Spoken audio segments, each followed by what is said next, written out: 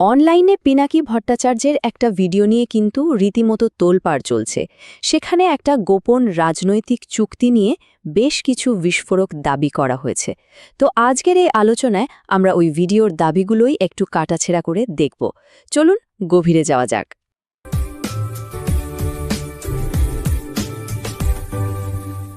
তাহলে চলুন একদম শুরুতেই সেই মূল দাবিটা দিয়ে শুরু করা যাক, জানিয়ে এত বিতর্ক। সোর্স ভিডিওর সবচেয়ে আলোড়ন তোলা কথাটা ছিল এটাই, মানে এই একটা কথাই কিন্তু পুরো বিতর্কে জন্ম দিয়েছে। আচ্ছা, তাহলে শুরু করা যাক প্রথম অংশটা দিয়ে। এই যে গোপন বোঝাপড়ার কথা বলা হচ্ছে, এর আসল ভিত্তিটা কি? ভিডিওটাতে যেটা দাবি করা হচ্ছে, এই ডিলটার মূল কথা হলো বিএনপি ক্ষমতায় আসবে ঠিকই, কিন্তু বিনিময়ে ভারতের স্বার্থ দেখবে। অনেকটা আওয়ামী লীগের মতোই এমনটাই অভিযোগ। এই যে একটা লেনদেনের ধারণা, এটাই কিন্তু সব আলোচনার কেন্দ্রে। এখন প্রশ্ন হচ্ছে, এই যে এত বড় একটা দাবি, এর পক্ষে প্রমাণ হিসেবে কি দেখানো হচ্ছে? ভিডিওতে কিন্তু মূলত ভারতীয় মিডিয়া রিপোর্টের ওপরই জোর দেওয়া হয়েছে। চলুন দেখি ওই রিপোর্টগুলোতে আসলে কি বলা হয়েছে। ভিডিওটাতে মূলত আনন্দবাজার পত্রিকার একটা রিপোর্টের কথা বারবার বলা হয়েছে। সেখানে বলা হচ্ছে, তারেক রহমানের দেশে ফেরার পেছনে নাকি নয়াদিল্লির সমর্থন আছে। আর সবচেয়ে বড় ব্যাপন হিসেবে দেখানো হচ্ছে বিএনপির নীরবতাকে, মানে তারা যে এই রিপোর্টের কোনো প্রতিবাদ করেনি, সেটাকেই একটা বড় প্রমাণ হিসেবে দাঁড় করানো হচ্ছে। দেখুন, এই কোটেশনটা কিন্তু পরিষ্কার করে দিচ্ছে যে ঠিক কী ধরনের প্রতিশ্রুতির কথা বলা হচ্ছে। কথিত চুক্তির একটা মূল শর্তই হলো এটা, ক্ষমতা এলে ভারতবিরোধী কোনো কাজের জন্য বাংলাদেশের মাটি ব্যবহার করতে দেওয়া হবে না, এই গ্যারেন্টি। এখন কথা হলো, এর পেছনের স্ট্র্যাটেজিক কারণটা কি?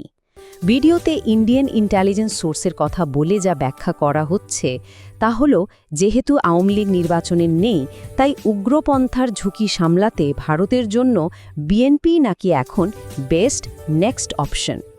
এটা একটা জিওপলিটিক্যাল ব্যাখ্যা যা ভিডিওতে তুলে ধরা হয়েছে। আচ্ছা, এবার আসা যাক ৩ নম্বর পয়েন্টে, যেখানে বাংলাদেশের দুটো বড় পত্রিকার ভূমিকা নিয়ে প্রশ্ন তোলা হয়েছে। ভিডিওতে প্রথম আলোর সম্পাদকের এই রিসেন্ট কমেন্টকে একটা বিশাল পরিবর্তন হিসেবে দেখানো হচ্ছে। প্রশ্নটা তোলা হচ্ছে যে মিডিয়া আগে এত কড়া সমালোচক ছিল, তাদের সুর হঠাৎ এমন নরম হয়ে গেল কেন? এখানে খেয়াল করার মতো বিষয় হলো পত্রিকাটার আগের হেডলাইন আর এখনকার কথাবার্তার মধ্যে আকাশ পাতাল তফাৎ।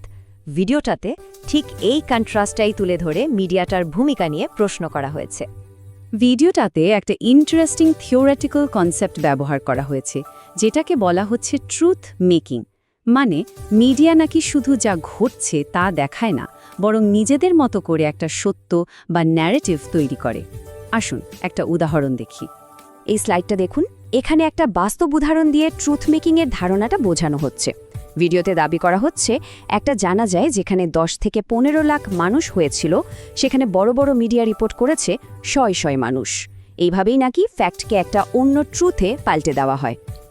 এবার আসি দ্য ডেইলি স্টারের কথায়।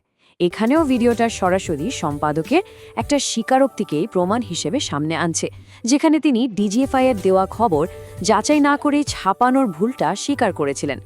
এই কথাটা কিন্তু মিডিয়ার বিশ্বাসযোগ্যতা নিয়ে একটা অনেক বড় প্রশ্ন তুলে দেয়, তাই এখন আমরা যে পয়েন্টটাতে আসছি, সেখানে ভিডিওটাই পুরো রাজনীতিক ডিলটাকে একটা গণ আন্দোলনের সাথে সরাসরি বিশ্বাসঘাতকতা হিসেবে দেখাচ্ছে, যেটাকে জুলাই বিপ্লব বলা হচ্ছে।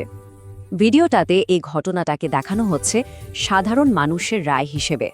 দেখানো হচ্ছে যে বিএনপির সিনিয়র নেতারা যখন আসছেন, তখন তাদের কিভাবে প্রকাশ্যে ফিরিয়ে দেওয়া হচ্ছে। এই দৃশ্যগুলোকেই জনগণের আস্থার অভাবের প্রমাণ হিসেবে তুলে ধরা হয়েছে। আর এখানেই সোর্সের সবচেয়ে বড় অভিযোগটা উঠে আসছে।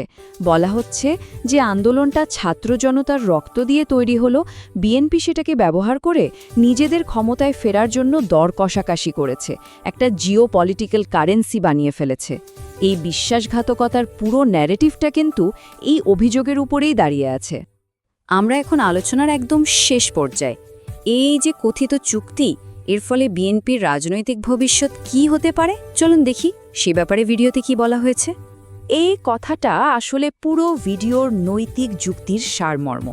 মানে বলা হচ্ছে যে রাজনীতিতে অনেক কিছুই মানুষ মেনে নিতে পারে, কিন্তু বেইমানি বা বিশ্বাসঘাতকতাটা সেটা পারে না।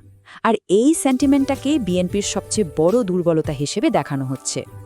তো ভিডিওটার শেষ কথা হলো, বিএনপির হার-জিত এখন আর কোনো নির্বাচনের ফলাফলের উপর নির্ভর করছে না।